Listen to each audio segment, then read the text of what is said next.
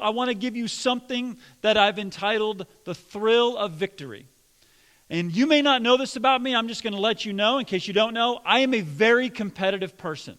I don't know if you can relate to that in yourself, but that's how I am wired. And this competitive sickness reaches into realms I honestly wish it didn't. For instance, when I go to a store like a grocery store, this happens virtually every time. As I'm getting ready to check out with what's in my arms, what's in my basket, what do you call the thing with wheels? What do you call that in the South? I've heard people call it something that I have never heard it called before until I moved to the South. It's called a buggy. Have you guys heard people call it a buggy? That's different. It's creative. I like it. Anyway, regardless of the case, when I get up to the cashier, here's what I start doing. If you see me in a store, you're going to notice this happening.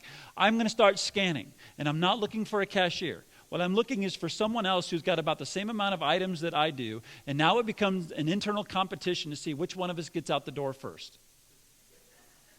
Then I start looking for the cashier, and I always put it that way because that gives me time. Even though that individual may get through the cashier first, it doesn't mean they're going to get out the door first.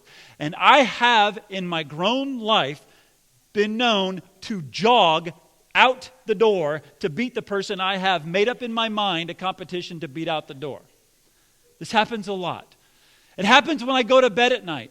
I literally cannot sleep at night unless I have done something to win before I sleep. So usually that involves a game or a puzzle or something I used to keep in my drawer right by the bed. Just a book of puzzles, like logic puzzles or something that I could compete and win before I go to bed, because then and only then can I actually rest. If over the years I haven't given you enough reasons to have sympathy for my wife, you now have a lot more. I create arguments out of thin air just to argue with her in hopes that I can win. After 21 years of marriage, I am for whatever. I'm going to win someday. I haven't worn her down yet, and I haven't beat her yet, but I'm still trying. Anyway, you may not be wired like that, and whether you are or not is irrelevant, because there's something that's true for all of us, whether you are really a competitive person or have been doomed to live with one. And that is, winning is better than not winning. That is universally true across continents, across cultures. Everybody knows it's a better feeling to win than to not win. I want to talk about the fact that winning feels way better than not winning. And that's really true in the most important areas of life. Winning in those areas is a much better experience than not winning. So, in those areas, that's what I want to focus on for this morning. There's a crucial question to ask if you want to win in the most important areas of life. And here it is. If you have something to write with or something to write on, get ready. Here it is. What is the win? That is a crucial question to ask in the most important areas of life. What is the win? And the reason why that's an important question to ask is because in those areas, relationships, even your profession, personally, whatever you're working through, it's not obvious or universally accepted what the win is. What's the win in parenting? What's the win in your marriage? What's the win with your finances? What's the win in your career? What's the win? Most people I know never take time to ask this question, and thus it never gets answered. I understand why it doesn't get asked. It's a difficult one to ask because there's not a clear answer. And honestly, this is one of maybe the thing that I miss most about teaching math and coaching sports. Because in both of those arenas, the win is obvious. The state you are in has defined what the win looks like academically. The people you're around have defined what the win looks like athletically. It's obvious. Everyone knows it. Everyone agrees with it.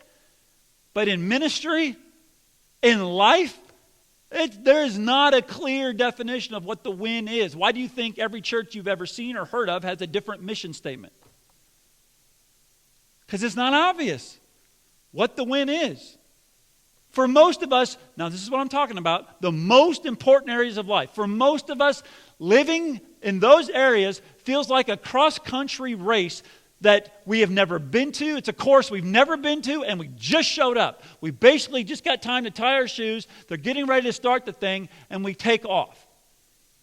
And cross-country races, and the reason I'm bringing that one up is because it's weird.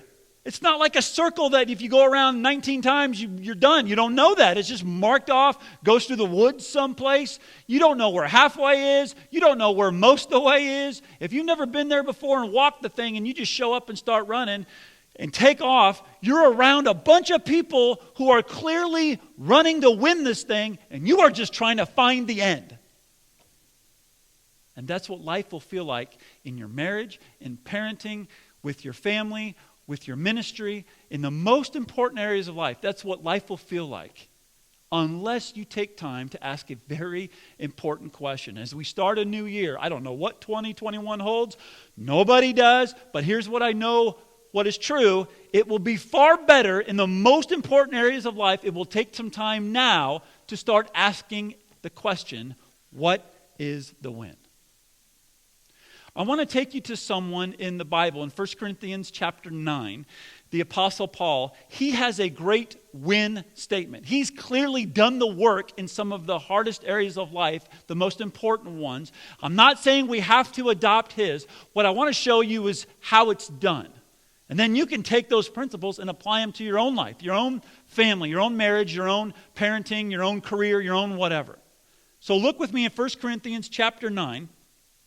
Paul says, though I am free and belong to no one, I have made myself a slave to everyone to win as many as possible.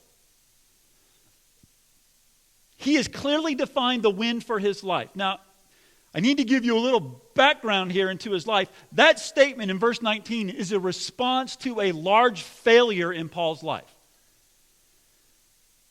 And that failure was he saw this religious movement beginning to build and grow in an area. And that religious movement called Christianity was causing a lot of tension and honestly a lot of trouble between the Romans and the Jewish people. And so Paul felt, in his defense, noble that his job was to stamp this thing out because that would actually bring peace to the area. And he chose to do that through violence. And that's his own words. He said, I persecuted these people, meaning he destroyed dozens, maybe hundreds of families in an attempt to stamp this thing out.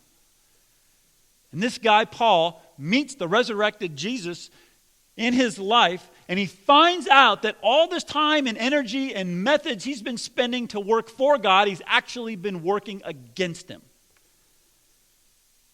And instead of just sulking into a corner in a gutter and realizing he was wrong for most of his life, he develops and defines a new win statement and takes off. And we see it right here in verse 19. And his win, this is ironic here, is literally to win as many as possible. And what he means by that is to persuade people's minds and emotions to follow Jesus. That's what he means by win as many as possible. Persuade minds and emotions. And he says, one of the ways he says to do that is, I have made myself a slave, which means his methods have changed than they were before when he had a different win. Verse 20. To the Jews I became like a Jew to win the Jews. To those under the law I became like one under the law, though I myself am not under the law, so as to win those under the law. Why does he say like a Jew I became a Jew? He is a Jew. What does he mean he became like one? He is one. He is Jewish. That's his heritage. What does this possibly mean? Well, what it means is he became super sensitive to his culture. He was very thoughtful and careful with his language, with his clothing, with the food he ate and when he ate it, all of that. Because his goal is to persuade people's minds and emotions. He wants to influence people. That was his win before when he was persecuting people and trying to stamp out a movement. He was trying to influence people to stop following Jesus. Now he's trying to influence people to start following Jesus. And his method is now different. Now he says, I make myself a slave. I become super sensitive to where people are and what they're dealing with without being judgy or critical. I just enter into their world to do whatever it takes. I use their language. I do whatever it takes to persuade them.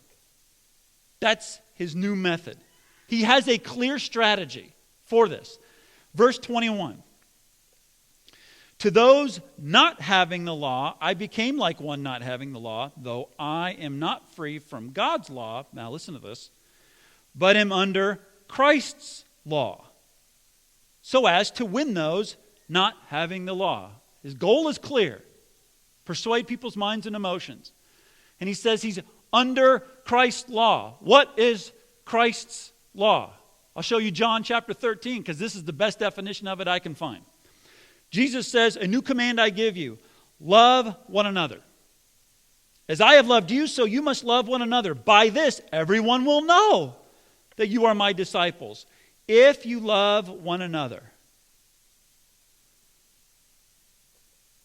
He has said multiple times, he makes his body, he makes himself a slave.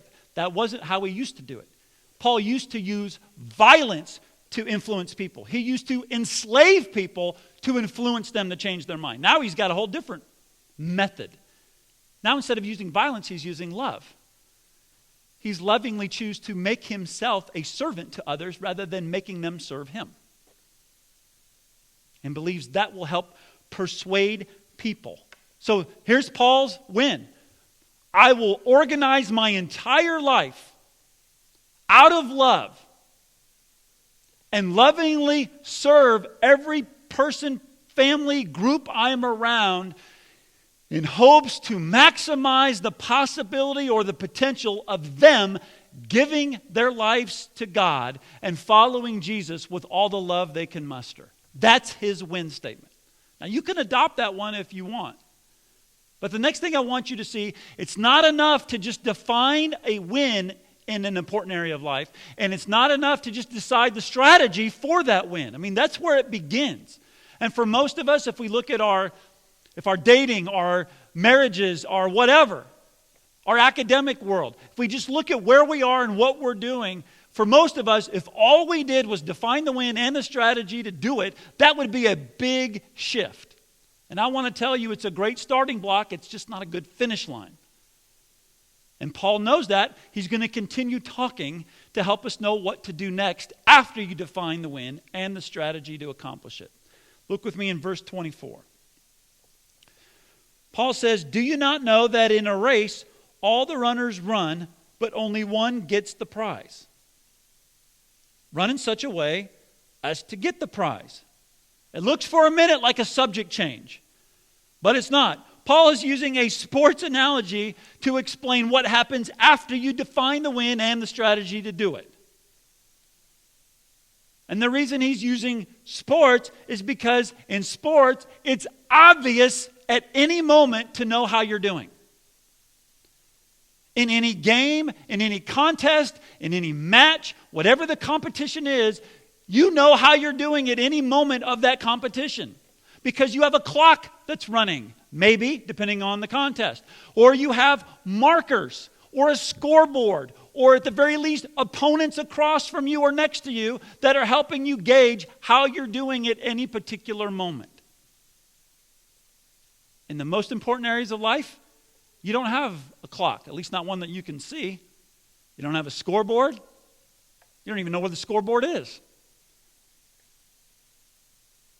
And whether you believe it or not, you don't have opponents. You're not competing with them or him or her. And that makes it really hard. But when you're in an athletic competition, a game, a match, a contest, you don't have to come up with the urgency in your mind because everything around you, the clock, the markers, the opponents, they're creating an intense focus because of that, because of their presence. In important areas of life, they don't exist. So Paul is using sports to say, live the important areas of life with the urgent focus you would in a race where the clock, the markers, and the opponents are clear around you. Live in your marriage like the clock's running. Define the win, define the strategy, and also get very focused. It requires something else too. He doesn't stop here in verse 24. Look in verse 25. Everyone who competes in the games goes into strict training. They do it to get a crown that will not last, but we do it to get a crown that will last forever. Strict training means you got to pay the price to win. There is no win without some sacrifice. Wanting to win means saying no to something. If you want to win in anything, sports is a good place to start, but it's certainly not the end. If you want to win in any area of life, wanting to win means saying no to something. So I want you to think through the important areas of life. Hopefully your mind has been drifting toward as we've been talking, or I've been talking. Are you saying no to anything in that area? When it comes to your marriage, when it comes to parenting, when it comes to your finances, when it comes to your charity, when it comes to your spiritual life, the things that most matter. Are you saying no to anything? Because strict training says no to things. And Paul says we have a crown that will last forever. If there's a group of people on planet Earth that should be the most motivated and the most disciplined in the most important areas of life, even the ones where the wins are not clearly seen or defined, it should be us, because we are chasing a prize that is the most valuable. If people in sports can do it for a gold ball that will turn colors in 100 years, or maybe even get lost, certainly we should be doing it for something that will only get brighter throughout every millennia. We should be the best at this, or at least the most dedicated to it. Right? Amen, church? Verse 26. Therefore, Paul says, I don't run like someone running aimlessly. I do not fight like a boxer beating the air.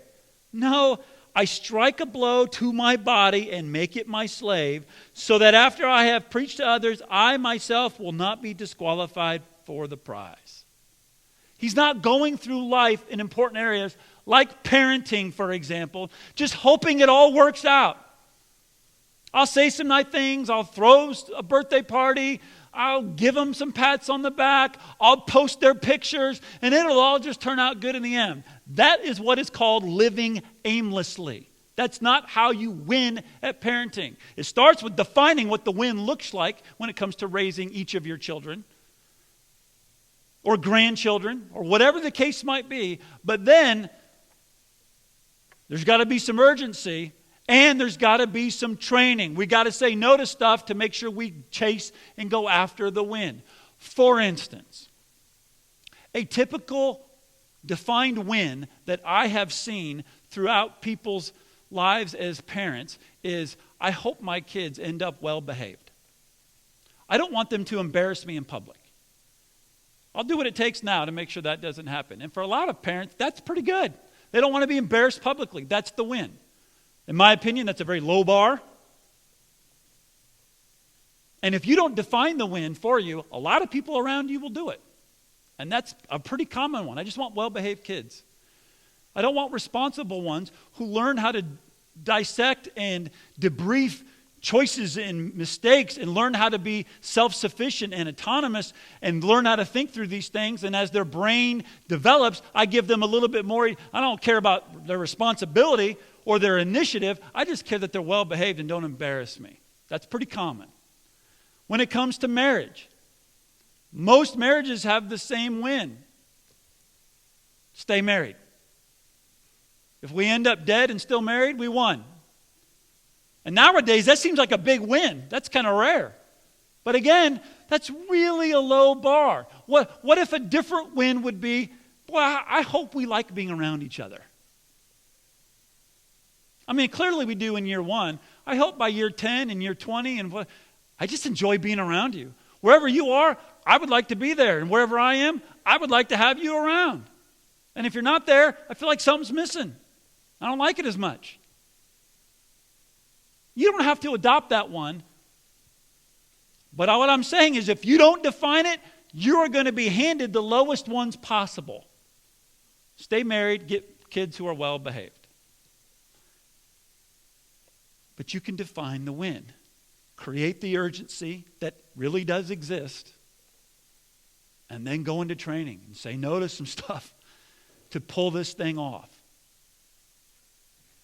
In the most important areas of life, it's so easy just to do it aimlessly. And Paul is saying repeatedly, I don't know if you've caught this, I make it my slave. I make myself a slave. And what he is saying is, I don't let the circumstances around me to create my passion or my urgency. So this happens with parents all the time. They become alert and very focused on what the win is in their parenting when their kids are falling apart, or some decisions are wreaking havoc. Then they're very alert. And what Paul is saying, I don't do that. I have the same urgency when everything's fine as I do when things are falling apart or when things are going amazing. And it is easy to let circumstances decide it. That is called living aimlessly.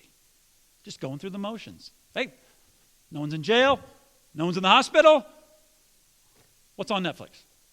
That's super easy to do in the most important areas of life. Relationally, professionally, spiritually. So speaking of those areas, let me ask you again, what's the win? For you, if you think through the most important areas of your life, what is the win? Will you take some time this year, throughout the year, to define that? Relationally, spiritually, professionally. What is the win? Once you've got it defined, how are you going to go about it? Do you have a focused urgency? Are you saying no to some things to bring it to life? And there's the last thing I want to tell you that I at least want you to consider writing down. We only get one season, and we don't know when it ends. And one thing the pandemic has taught me is that. It's one of the advices I've been giving to my son who's a senior this year. Like, you better enjoy playing this game, because if you like sports, tomorrow they could all shut down. I got a lot of friends in a lot of states. They haven't played a game all year and won't. So if you like this, enjoy it now. It can be taken away just like that. And that goes for the most important areas of your life. I don't know when your marriage is going to be done. If it lasts as long as till death do you part, you don't know when that happens. You can think you know where the season of parenting is, like from 0 to 18, but that's not where it goes. Your influence from 0 to 5 is different from 5 to 10, which is different from 10 to 18. It all changes, and you don't know where your influence starts to lose out. It's different for every kid. It's not even the same in each family. You don't know. You have a season. You know when your 30s ends, right? That we can predict that. You know when the season of your 30s, but you don't know when your career is going to change. You don't know what's going to end. You don't know that. We all have one season in the most important areas of life, and we don't know where the end is. That alone should create a ton of urgency in us.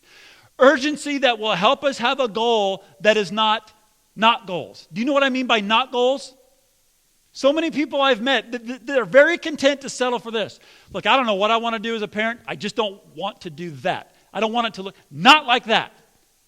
How my parents did it? I don't want it to be that. I want to do it. Anything else is fine. Just not that. Do you know what I'm talking about? Professionally, parenting and marriage. I don't care what my marriage looks like, just not that. Again, that's a good start to the conversation, but it's usually a very low goal to settle for. That's not a win. There's a difference between not losing and winning. And so many people are content to shoot for something that's just not losing. That, whatever that is, that's losing. I just don't want that. But everyone can relate to, I don't care how competitive you are, it is way better to win than not win. When it comes to your spiritual life, your relational life, your professional life, wouldn't you like to have your hands in the air and go, this is what winning feels like?